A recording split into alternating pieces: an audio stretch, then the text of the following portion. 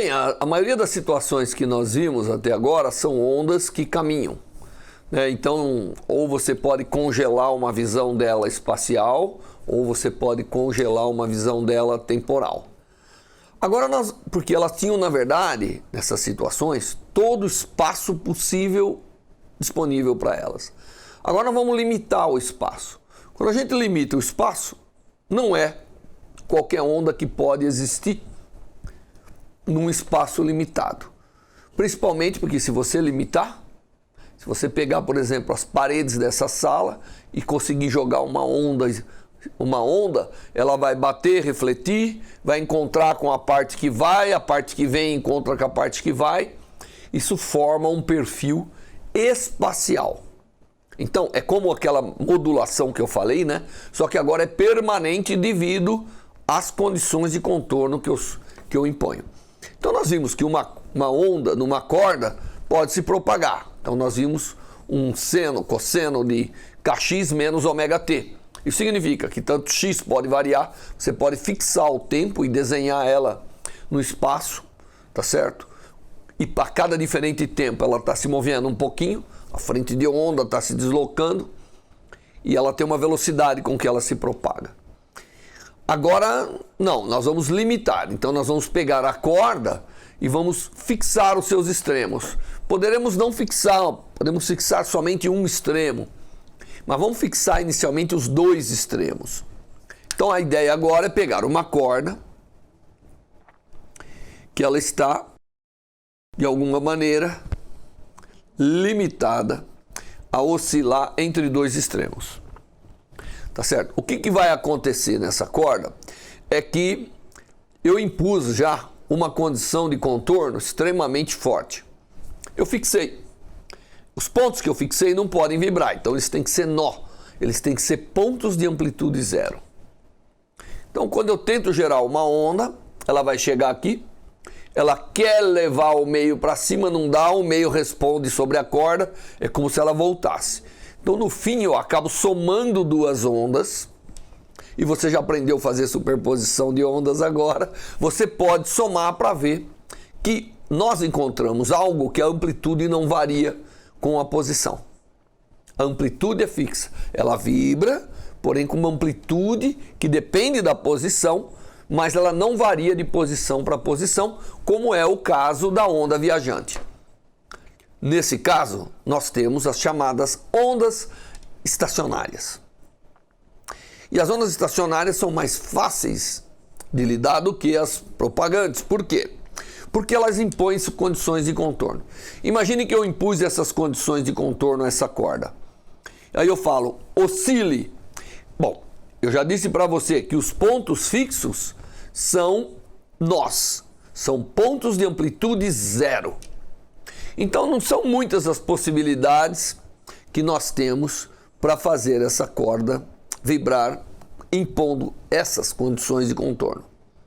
Como eu disse novamente, eu não vou resolver por completo, isso está no livro-texto, você pode achar na internet, não é difícil, serão ondas contrapropagantes, porque eu já expliquei para você que as ondas refletem nas paredes rígidas. E é bem simples, né? Imagine, a corda quer, o ponto de apoio não deixa, responde sobre a corda, é como se ela chegar aqui querendo ir para cima, mas o meio empurra ela para baixo. Então ela inverte e volta. Tá certo? E você pode somar para dar as ondas estacionárias. Muito bem. Mas olhando aqui, você vê. Então, o que nós podemos colocar nesse meio que está limitado a esses extremos? E como eu disse, os pontos fixos devem ser pontos necessariamente de nó, porque eles não vibram. Ali eu obriguei, isso é importantíssimo, nos pontos fixos eu obriguei a corda a permanecer com amplitude zero. Bom, aqui eu vou pôr um tracejado aqui para representar como era a posição da corda em repouso, e aí ela foi excitada, né? Você colocou ela para vibrar. Todo mundo já consegue ver que a primeira forma de vibração é esta. Essa é a primeira forma de vibração que eu tenho. Então eu tenho o menor número de nós possíveis. Mas outra forma dela vibrar é se bem no meio aqui, ela tem outro nó. Essa é outra forma. Uma outra forma dela vibrar é se ela vem e tem um nó aqui, outro aqui, outro aqui. Então aqui ela teria 3 nós, aqui ela teria 4 nós e, obviamente, você pode colocar aqui quantas cordas você quiser, ou quantos modos, né, de vibração na corda que você quiser, levando em conta que o ponto fixo, veja, o principal ponto fixo tem que corresponder ao nó da corda. Esse é a maneira que você constrói essas cordas e, como eu disse, você pode analiticamente resolver esse problema, como está em muitos livros. Mas então, veja, se aqui é um nó e aqui é outro nó, portanto isso aqui é lambda sobre 2. Se isso aqui tem um tamanho L, que é o tamanho do espaço onde a corda existe, tem que existir um vínculo entre o tamanho da corda e o número de nós que eu vou colocar, e que, portanto, depende do comprimento de onda, já que a distância de um nó a outro é metade do comprimento de onda. Cada uma dessas corresponde a uma frequência diferente. Como que a corda vai estar vibrando aí? Ela vai estar vibrando como um todo. Ela está vibrando como um todo, nesses modos. Tá certo? Então, a corda vibra como um todo. Cada ponto desse está vibrando para baixo e para cima com a frequência que é a frequência da onda. Porém, ela tem a amplitude certa. Todos os pontos oscilam com uma fase muito bem determinada aqui. Tá? Assim que você produz a chamada onda estacionária, que é uma onda que não vai para lugar nenhum, nem pode, ela está limitada no espaço. Tá certo? Mas nós podemos determinar como são essas ondas. Que frequência ela tem? Impondo o quê? Impondo a condição que nós sabemos aqui, que é a parte espacial da onda. A parte espacial da onda chama-se comprimento de onda. E vemos como que é o casamento do comprimento de onda com o espaço disponível para a onda aqui. Então é bem fácil isso. A distância é L. Nessa primeira situação, eu tenho que lambda sobre 2 tem que ser igual a L. Tá certo? Aqui eu tenho que 2 lambda sobre 2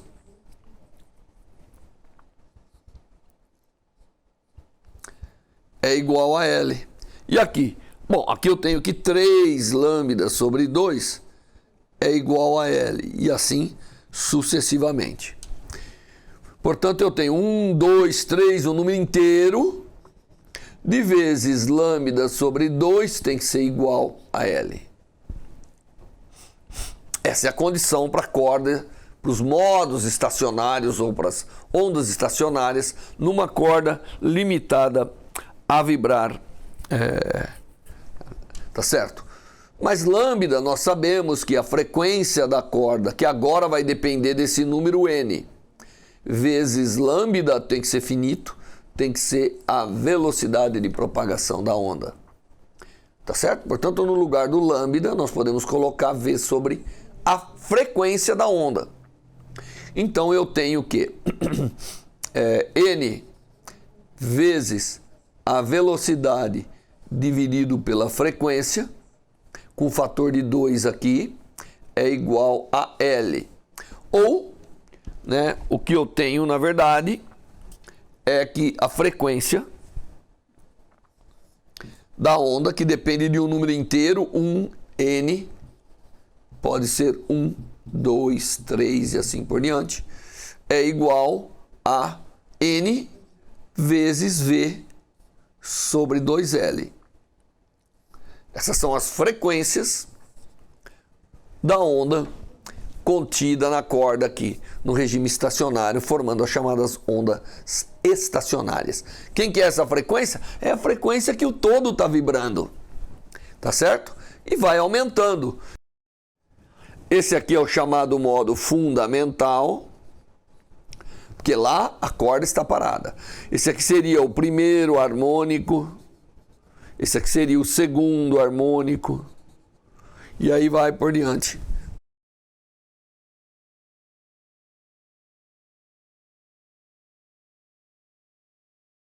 Então o N igual a 2 representa o primeiro harmônico, tá certo? O N igual a 1 representa o fundamental. Essas ondas estacionárias são extremamente importantes, porque elas fixam energia. As energias não, as frequências e, portanto, as energias das ondas, elas não são qualquer coisa agora. Elas têm que ser determinadas por um número inteiro, o que é extremamente relevante em outras, inclusive, áreas da física, como é o caso da mecânica quântica. Muito bem, então aqui nós temos como calcular todos os harmônicos que você tem na corda.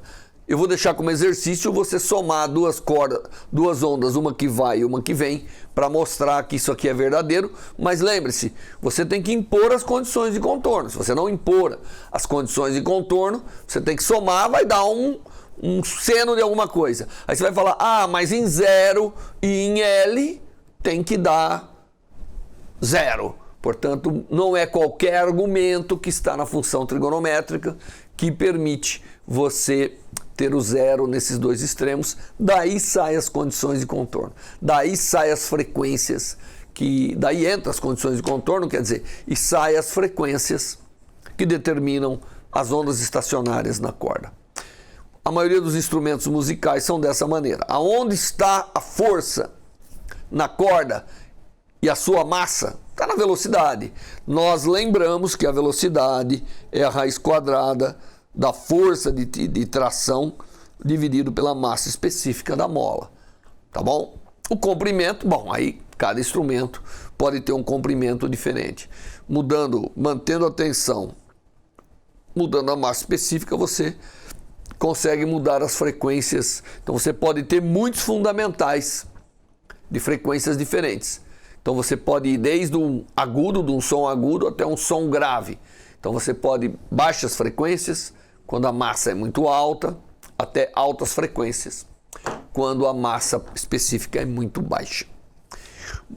Porque a frequência vai aumentar se a massa específica é baixa. Muito bem. Então esse tema das ondas estacionárias na corda, a corda com as duas extremidades fixas, é muito interessante e produz um conjunto de ondas muito importante para a gente lidar. E se você tivesse uma das extremidades da corda sem nada? Bom, quando tem uma extremidade da corda sem nada, ela vai ser um máximo necessariamente. Então você tem um nó aqui e você tem um antinó, né, na extremidade. Então aqui seria lambda sobre 4 igual a L. Então quando você tem a outra extremidade livre, você pode sim formar vários modos, só que a extremidade aqui vai ter que ser um antinó, vai ter que ser um vértice, tá certo? Então você vai ter aqui agora, ela vai sair daqui e ela vai chegar aqui. Portanto, é dividir isso pela metade. Dividindo tudo isso pela metade, tá certo? Você acaba tendo, né, um lambda sobre 4 igual a L como primeiro modo. Aí depois você tem um lambda sobre 2 mais um lambda sobre 4. Então você tem sempre um múltiplo mais 1 de lambda sobre 4 para formar essas ondas. Muito bem, e depois que nós vimos aqui como são as ondas estacionárias na corda, fixa nas suas duas extremidades, vamos fazer alguns exemplos. E o primeiro exemplo que eu gostaria de fazer chama-se um exemplo da análise harmônica. Análise harmônica.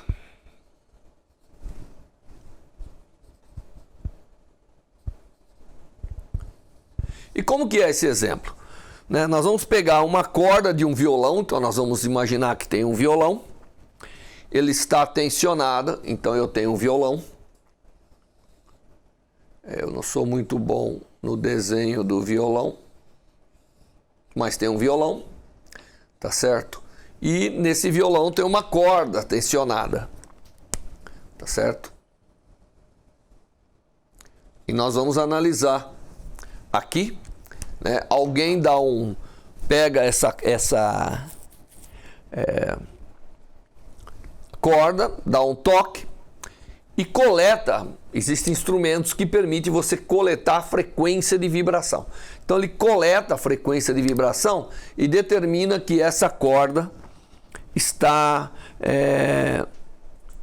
com uma frequência, né, de 100 Hz.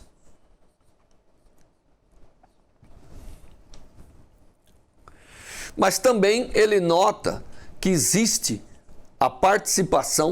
uma pequena participação de 300 Hz ali.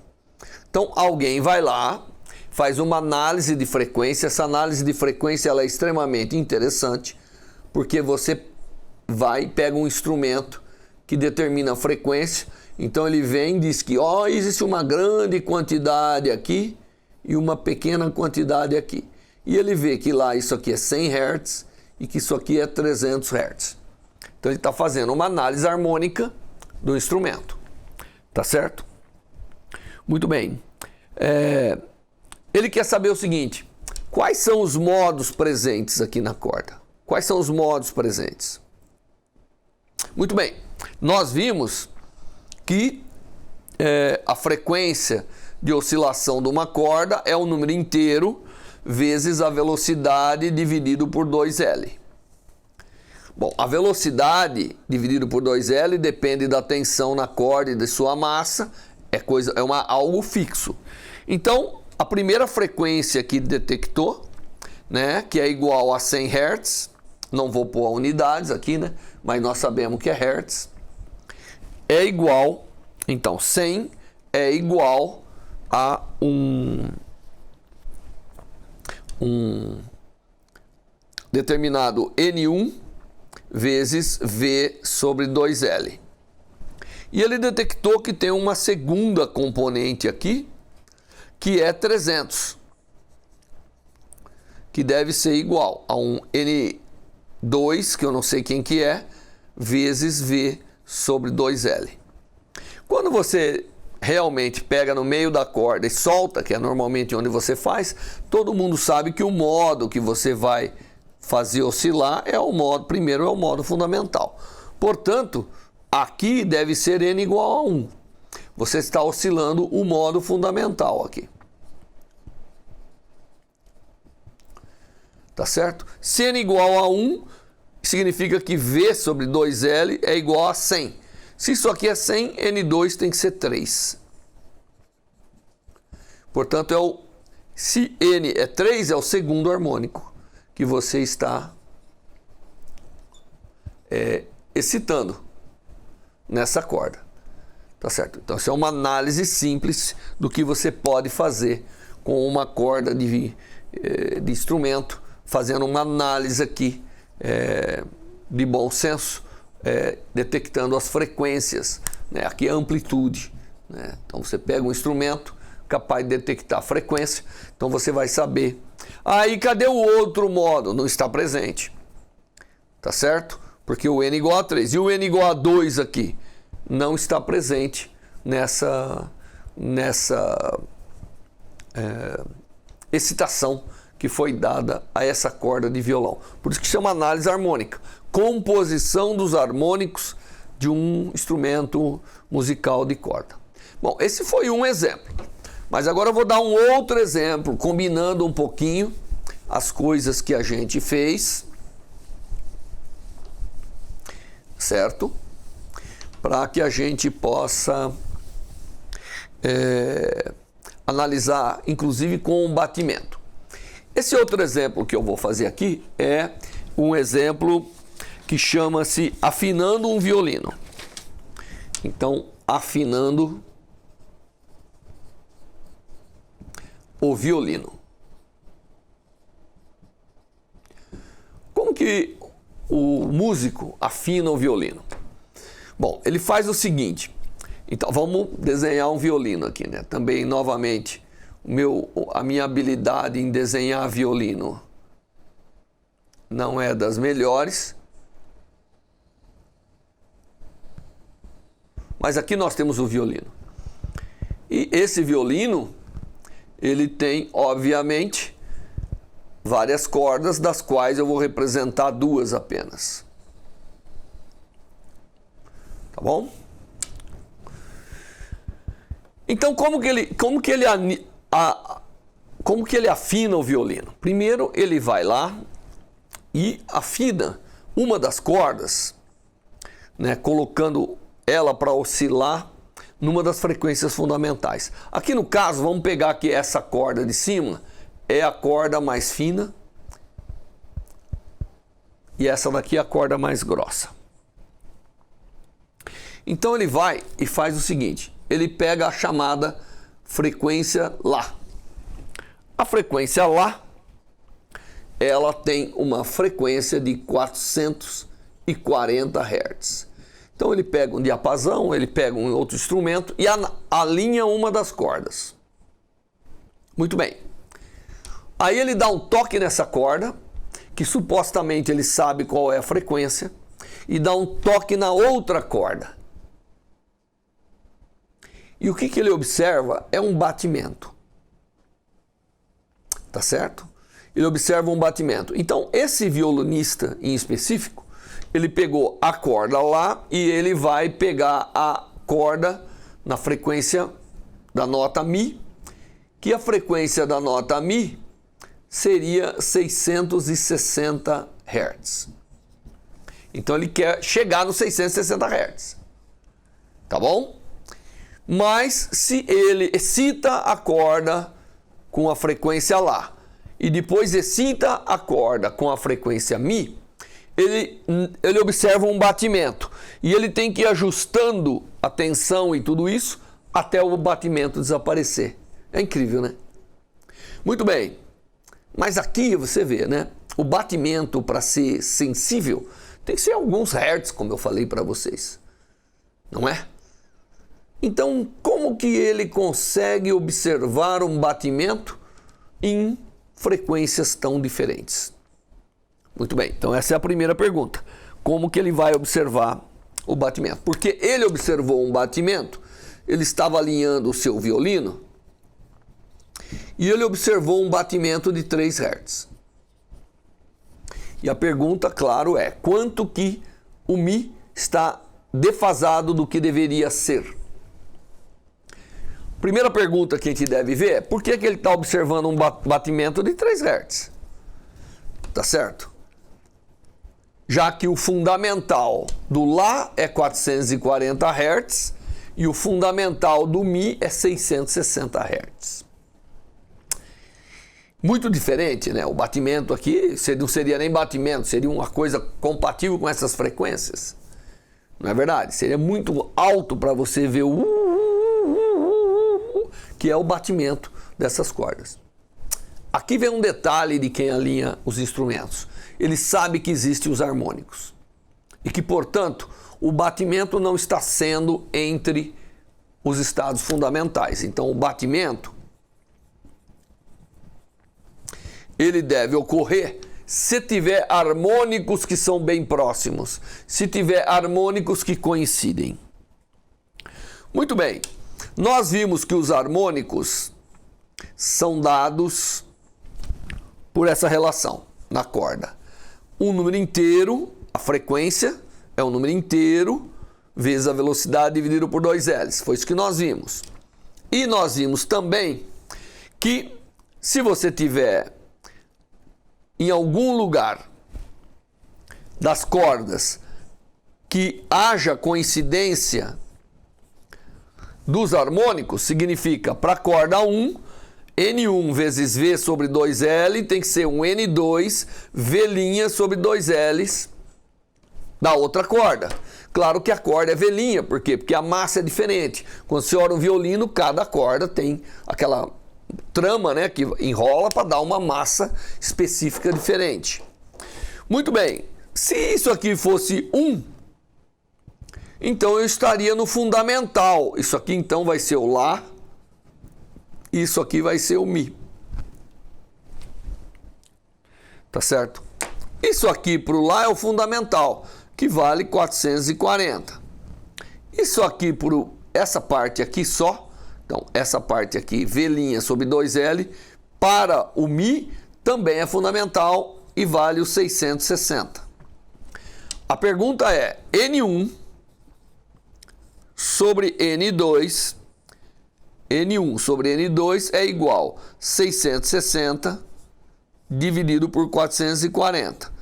Se você dividir aqui tudo por 220, você vai encontrar 3 sobre 2. Portanto, é interessante que o segundo harmônico de uma coincide com o primeiro harmônico da outra. Tá certo? Então, a primeira coincidência pode acontecer quando N1 for 3, N2 for 2. Se essas cordas estiverem oscilando nesses harmônicos, as frequências vão estar bem próximas, vai ter um batimento. E se eu ajustar para o batimento ser 0, eu vou ajustar exatamente para que essa frequência seja 660. Mas, no nosso caso, o músico observou um batimento de 3 Hz. Qual é a frequência, então? Quanto a frequência está desviada? Tá certo? Então, para fazer isso, eu tenho que lembrar que a frequência 1, na qual o sistema está oscilando, para a corda Lá, ela é, na verdade, não é uma vezes o 440, mas é 3 vezes o 440, não é verdade? Né? Porque o N1 está relacionado com o harmônico do Lá. Então, 3 vezes 440 é a frequência 1. Tá certo? E 2 vezes a frequência 2, que eu não sei quem que é a frequência que eu detectei, que deve estar próxima de 3 vezes o 440. O batimento, que é 3 Hz, nós vimos que a frequência de batimento ela é exatamente a diferença da frequência aqui, F menos F1 dividido por 2,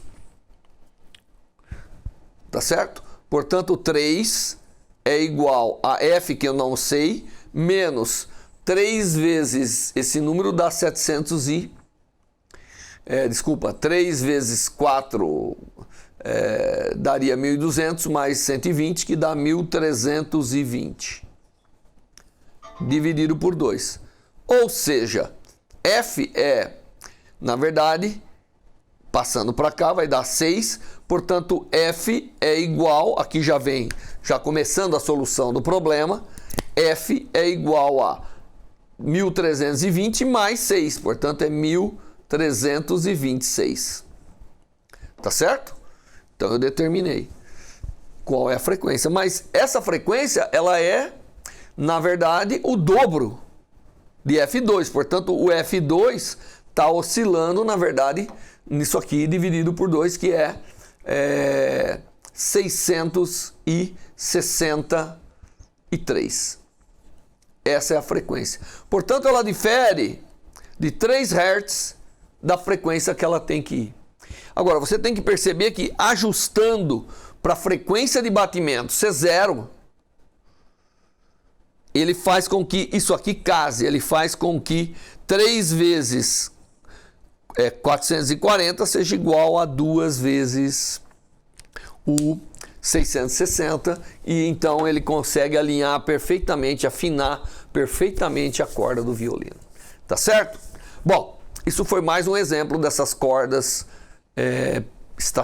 oscilando em situações estacionárias, e na próxima aula nós vamos ver as ondas estacionárias sonoras, só que agora não é mais em corda, mas é em tubos, porque aqui quando a corda vibra num instrumento musical, ela produz uma onda sonora numa caixa, que poderia ser num tubo também, e assim por diante. Então é isso que nós vamos ver na próxima aula. Até lá!